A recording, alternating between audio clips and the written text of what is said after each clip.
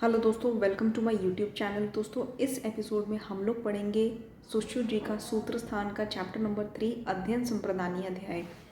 तो दोस्तों, अध्ययन संप्रदानीय का मतलब क्या होता है? इसका मतलब है कि इंडेक्स, मतलब कि सुश्रुत संहिता और उत्तर तंत्र का जो इंडेक्स है वो आचार्य सुश्रुत ने इस चैप्टर में मेंशन किया है। अगर हम वाग्भट जी के बारे में बात करें और सुश्रुत जी के बारे में बात करें, क्या आप बता सकते हैं कि उन्होंने अपनी अपनी संहिता का जो इंडेक्स है वो कहाँ मेंशन किया है? तो दोस्तों, आचार्य सुश्रुत जी ने सूत्र स्थान 30वें चैप्टर में इंडेक्स मेंशन किया है, और जबकि आचार्य वाग्भट ने सूत्र स्थान 1 में इंडेक्स मेंशन किया है। ठीक है। अब संप्रदानीय का मतलब क्या होता है कि एक अच्छे वे से, सम्यक रूप से जो है चैप्टर्स को डिवाइड करके अपने अपने स्थानों में रखा गया हो। ठीक है। इसमें सबसे पहले मैंने आपको पहले भी बताया था फर्स्ट चैप्टर में, जो मेरा एपिसोड है सुश्रुत का सूत्र स्थान फर्स्ट, तो उसमें भी मैंने आपको बताया था कि आचार्य जो सुश्रुत हैं उनकी संहिता में टोटल कितने अध्याय हैं। उनकी संहिता में अध्याय हैं 120 और टोटल स्थान है 5।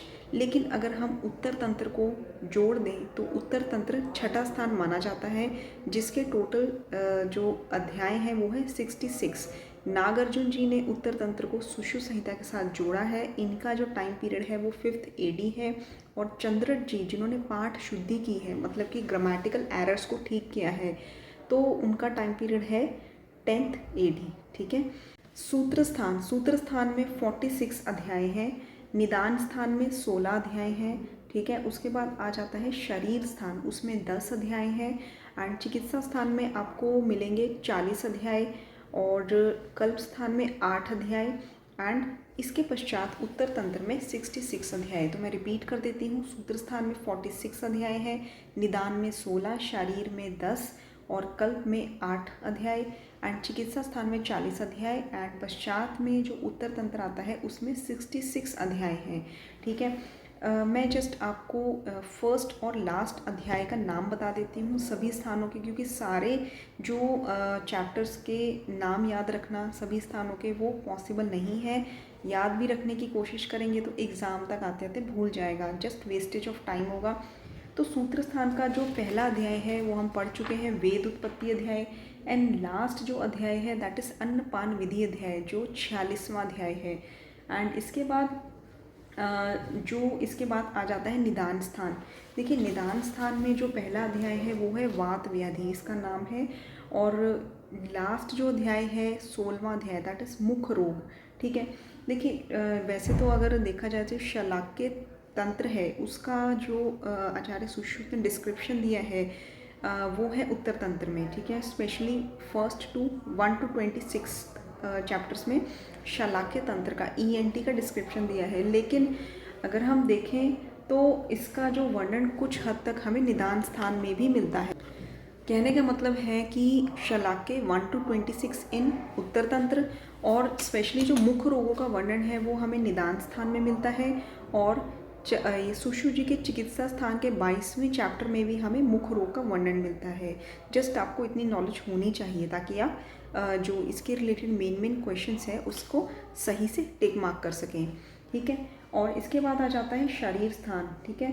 तो शरीर स्थान का फर्स्ट चैप्टर का नाम है सर्वभूत चिंता, और जो लास्ट चैप्टर है, मतलब 10वां अध्याय है, उसका नाम है गर्भिणी व्याकरण। ठीक है। सर्वभूत चिंता एंड गर्भिणी व्याकरण। एंड निदान स्थान का हमने पढ़ा था वात व्याधि, और लास्ट है मुख रोग।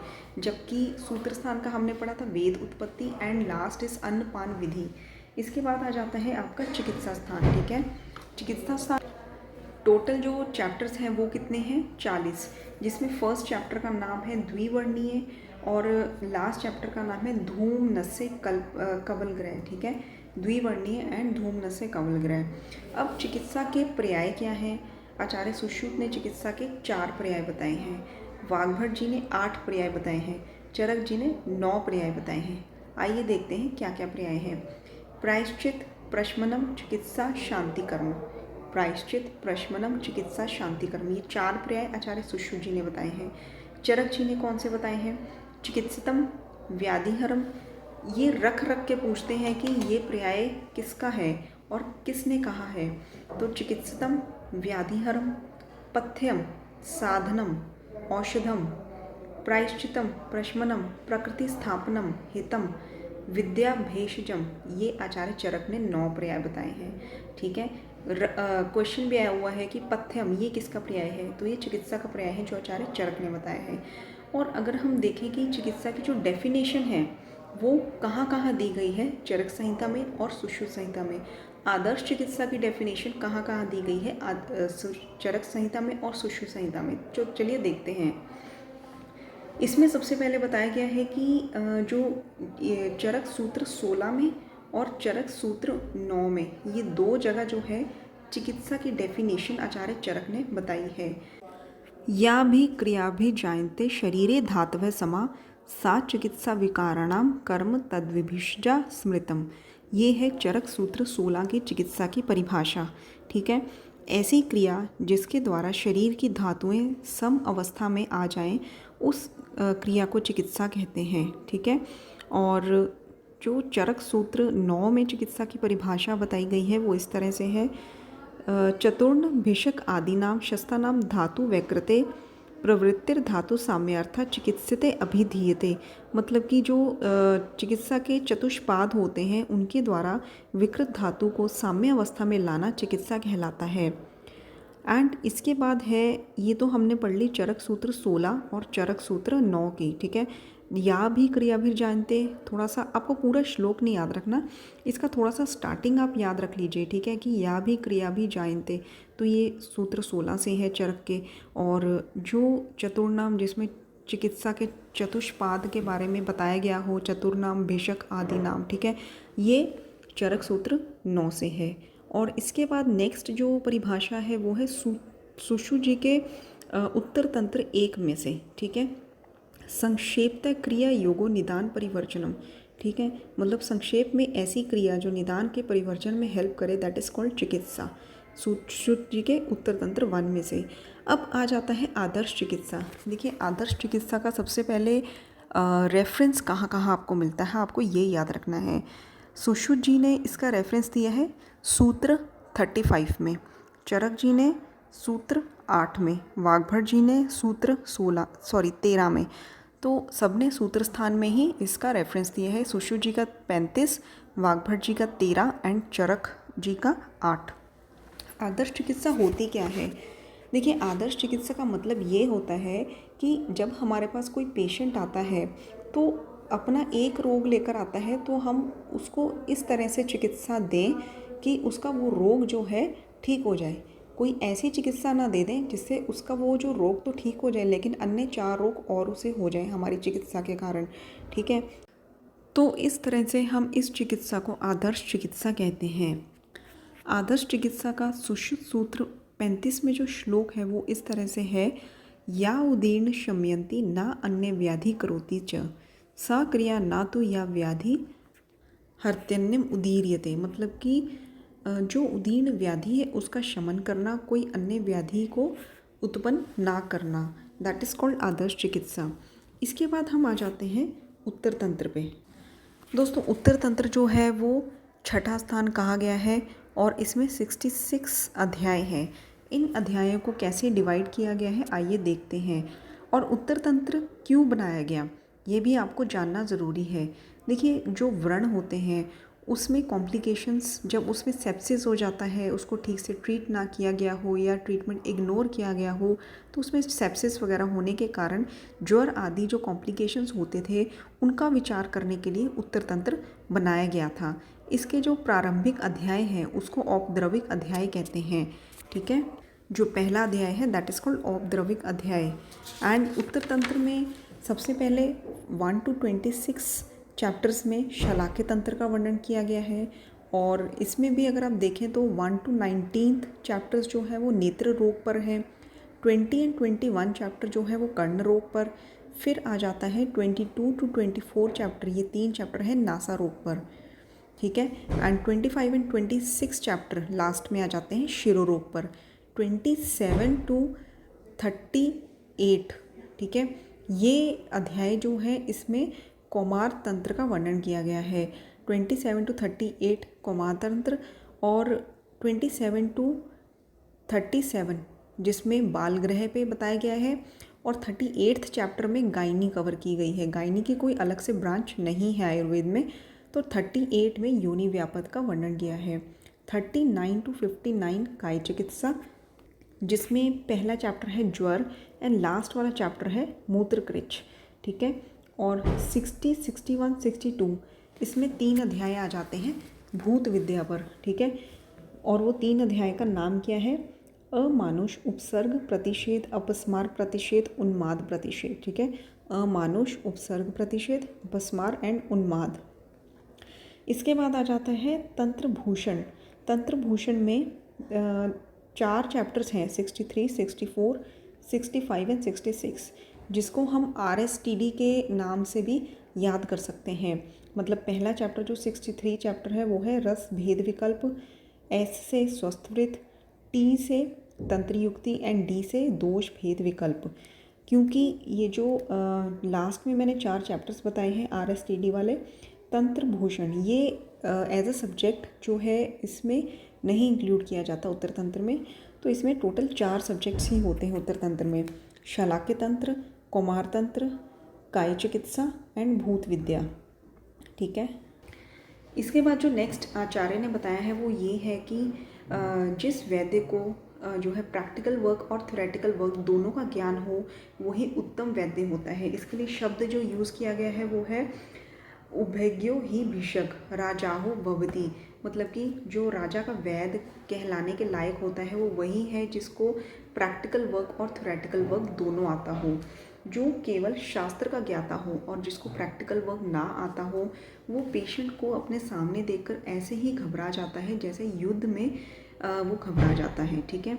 और इसके बाद है कि औषध जो है भले वो अमृत के समान हो, लेकिन अगर कोई मूर्ख वैद्य उसको यूज़ करता है तो वो जहर का इफ़ेक्ट देती है, ठीक है। तो मूर्ख वैद्य से बचना चाहिए। इसके बाद नेक्स्ट आ जाता है कि जो मूर्ख वैद्य होता है उसका क्या कारण होता है, उसको चिकित्सा के लिए क्यों रखा गया होता है। इसमें जो कारण ये है नृप दोष, ठीक है। जो आचार्य सुश्रुत ने बताया है कि ये राजा की गलती होती है, वो प्रॉपर उसका इंटरव्यू नहीं लेता है, अपने आलस्य के कारण उसको जो है हायर कर लेता है, तो वो मूर्ख वैद्य जो है चिकित्सा करके रोगियों की उनको नुकसान पहुंचाता है। और यही बात आचार्य सुश्रुत ने इसमें अगर कही है, मतलब कि 3rd चैप्टर में अध्ययन संप्रदानीय में आचार्य चरक ने ये बात सूत्र 29 में कही है। राजा प्रमाद चरंती राष्ट्रानी, मतलब कि प्रमाद मतलब आलस्य, ठीक है। राजा का जो प्रमाद होता है वही कारण होता है मूर्ख वैद्य की उत्पत्ति में। एंड जो वैद्य बुद्धिमान होता है, शास्त्र ज्ञान और प्रत्यक्ष ज्ञान को भली भांति जानता है, वो वैद्य उत्तम माना जाता है। और वो उस तरह से होता है जैसे दोनों पहियों वाला रथ युद्ध में कार्य करने में समर्थ होता है, वैसे ही वह चिकित्सा करने में समर्थ होता है। और इसके बाद एक श्लोक आ जाता है चरक संहिता में सूत्र 9 में से। ये श्लोक में से क्वेश्चन रखकर पूछा गया है। शास्त्र ज्योति प्रकाशार्थ दर्शनम बुद्धिर आत्मना, इसमें ज्योति किसको कहा गया है, ये क्वेश्चन आया है। मतलब शास्त्र ज्योति प्रकाशार्थ दर्शनम बुद्धिर आत्मना। पहले इसका मतलब समझते हैं। देखिए जो शास्त्र होता है वो हमें टॉर्च की तरह होता है, वो लाइट दिखाता है, ठीक है, ज्योति दिखाता है। जिसका जो ज्ञान होता है वो बुद्धि से होता है, ठीक है। तो जो रास्ता दिखाने वाला होता है शास्त्र होता है, उसको उस रास्ते पे चलना कैसे है नॉलेजेबली, ठीक है, ज्ञानवत चलना कैसे है वो हमें बुद्धि बताती है। तो इसमें ज्योति जो है वो शास्त्र के लिए कहा गया है, ठीक है, ये याद रखिएगा। एंड एक श्लोक है जो आचार्य सुश्रुत ने बताया है कि एक वर्ड मैं आपको बताती हूँ जिसमें उन्होंने एक सुजेशन दी है कि आप श्लोक को कैसे लर्न कर सकते हैं। पद पाद श्लोका भूए, ठीक है। कहने का मतलब कि पहले एक श्लोक का पद याद करना है, फिर उसका चतुर्थ भाग याद करना है, फिर उसके बाद उस पूरे श्लोक को याद करना है। इस तरह से आपको श्लोक कभी भूलेगा नहीं, हमेशा मेमोराइज्ड रहेगा। इसके बाद लास्ट में आ जाते हैं 2 श्लोक जिनका अक्सर रेफरेंस रख के पूछ लिया जाता है। शुचिर गुरु परो दक्षस तंद्रा निद्रा विवर्जिता पठनेन तेन विधिना शिष्य शास्त्रांत आपनुयात। कहने का मतलब कि शौच स्नान आदि से पवित्र होकर, गुरु भक्त बन के, दक्ष होकर, तंद्रा निद्रा से रहित होकर जो छात्र इस विधि से, मतलब ये जो चीज़ें बताई गई हैं इस तरह से नियमों को फॉलो करते हुए पठन करता है, अध्ययन करता है, सुश्रुत संहिता की स्टडी करता है, वो शास्त्र में पारंगत हो जाता है, उसको बहुत अच्छे से संहिता का ज्ञान हो जाता है। नेक्स्ट इज वाक् सौष्ठवे अर्थ विज्ञाने प्रागल्भे कर्म निपुणे तद अभ्यासे च सिद्धो च यतेत अध्ययन आंतगा। कहने का मतलब कि अध्ययन के अंत तक जाने का जो इच्छुक छात्र होता है, मतलब कि जिसको पूरा जो संहिता है उसको कम्प्लीटली अच्छे से पढ़ना है, वो अपनी वाणी में सदा सौष्ठवता मतलब कि मधुर वाणी में स्पष्ट उच्चारण करते हुए अध्ययन करें। अर्थ का विज्ञान और क्रिया में निपुण होने की प्राप्ति से और शास्त्र के अभ्यास को करने की इच्छा से सदैव अध्ययन करता रहे। तो दोस्तों यहाँ पर हमारा ये एपिसोड जो है कंप्लीट हो जाता है एंड आई होप आपको ये यूज़फुल लगा हो। और अगर आपको हमारा की पॉइंट्स वाला व्हाट्सएप ग्रुप ज्वाइन करना है तो इस नंबर पर आप व्हाट्सएप करिए। केवल 50 रुपीज़ मतलब 1.6 पैसा पर डे उसकी फ़ीस है।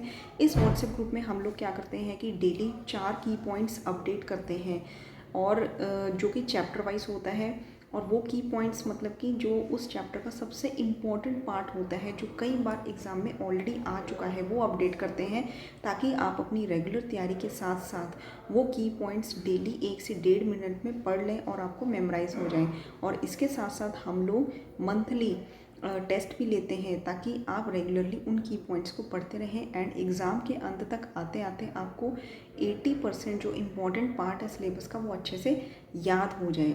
एंड मोस्ट इम्पॉर्टेंटली कोई भी एग्ज़ाम हो उसमें 80% क्वेश्चंस होते हैं वो इम्पॉर्टेंट क्वेश्चंस में से ही आते हैं, 20% क्वेश्चंस रेयर क्वेश्चंस में से आते हैं।